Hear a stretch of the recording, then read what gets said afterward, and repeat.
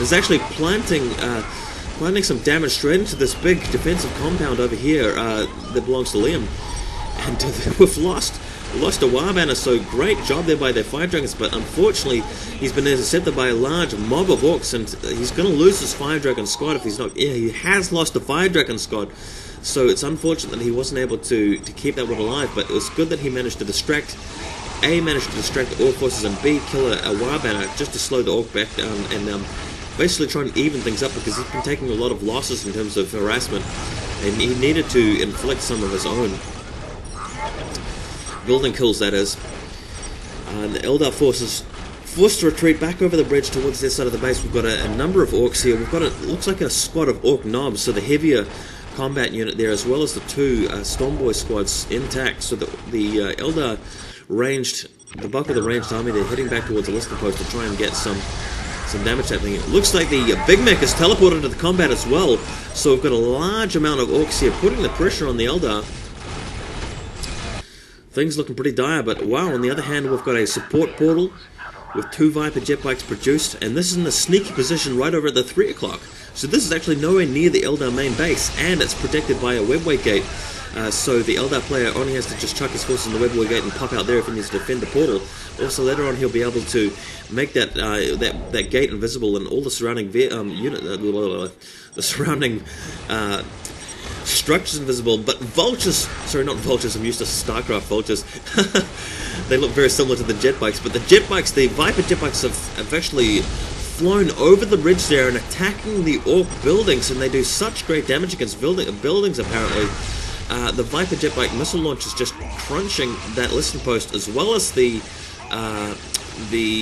power generator. So Alt is actually doing a really good job here with his strategy, actually advancing straight into the Orc base now, getting some kills. This is the 3rd Viper jet bike, missiles flying everywhere, killing this, looks like he's going to be able to stomp that banner, and fortunately the Orcs have actually produced a tank buster squad to deal with this threat, and that is going to be able to counter it, because the Orc tank busters, fantastic anti-vehicle unit.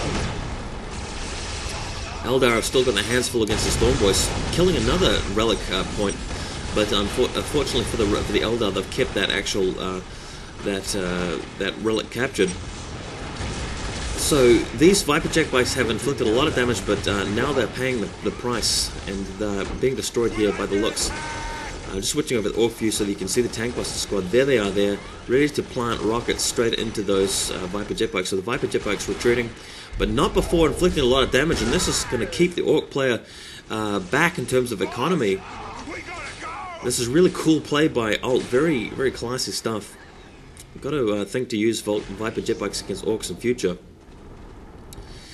Now the Stormboys heading around the map, still looking to inflict some more casualties in terms of buildings and by the looks workers as well. So the Bone Singer being caught off guard and being surrounded by those Stormboys, that's going to be tough for them. We've got another group we've got the main group of Rangers out in the field looking to run away as fast as possible with a fleet of foot.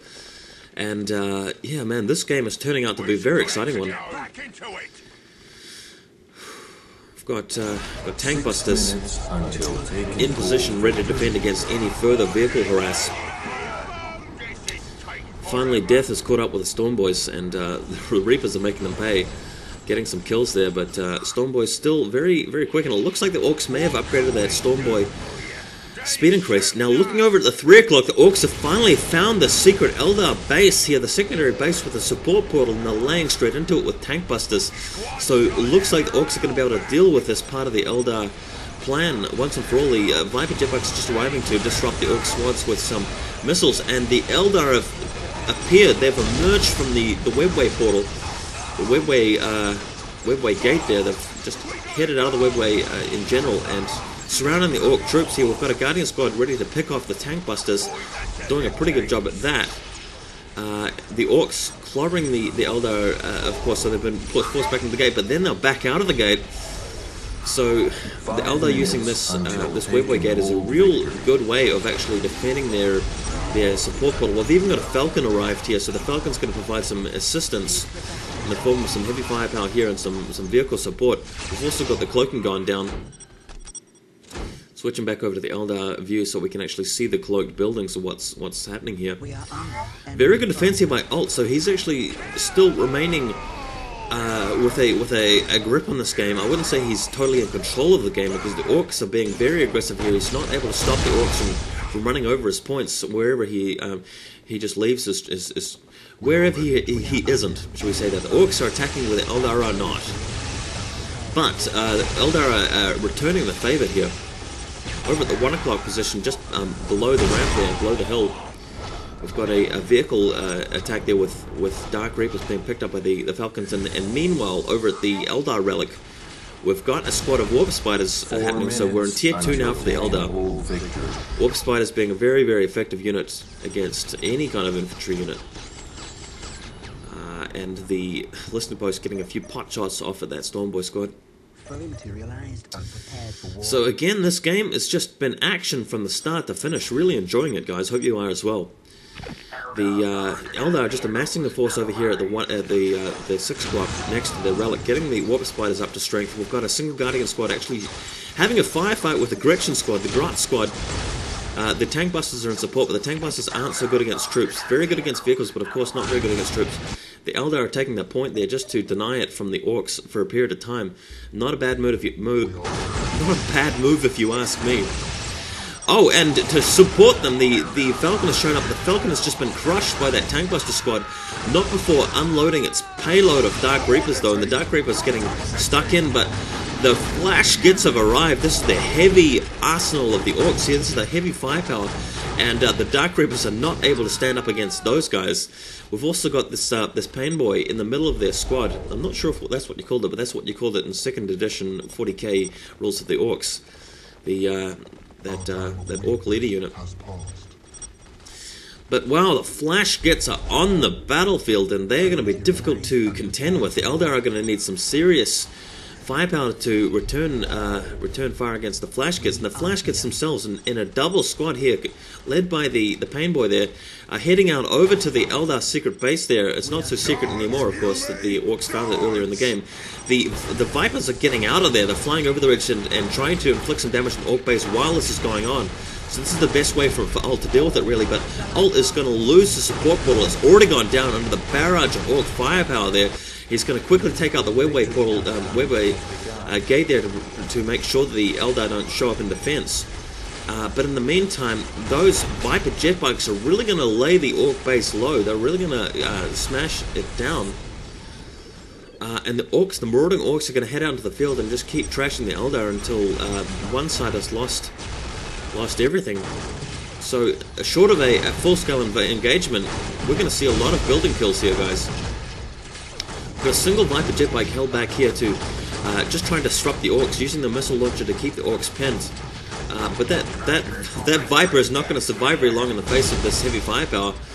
He's going to have to pull that Viper jet bike back, and I don't think it's going to survive for too long. He's trying to turn it around now. And yeah, he's managed to get it out of there, but only just.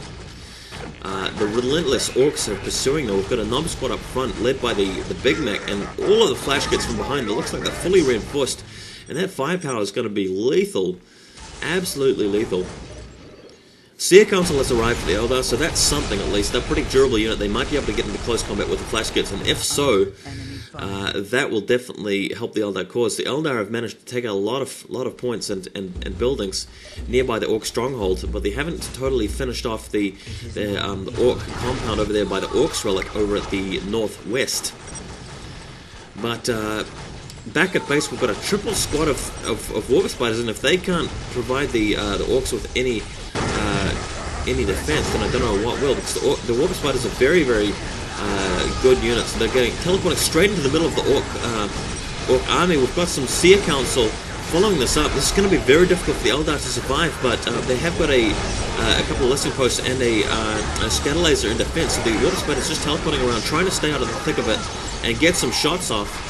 There are a lot of Orcs in this combat though, so the Eldar are going to be very hard pressed to win this. In the meantime, the Eldar are actually getting some attacks in on the compound. The whole contingent, well, the whole sort of pack of war banners there, and the Orc relic, of course. And if they can take that out, then the Orcs are going to be really low on economy.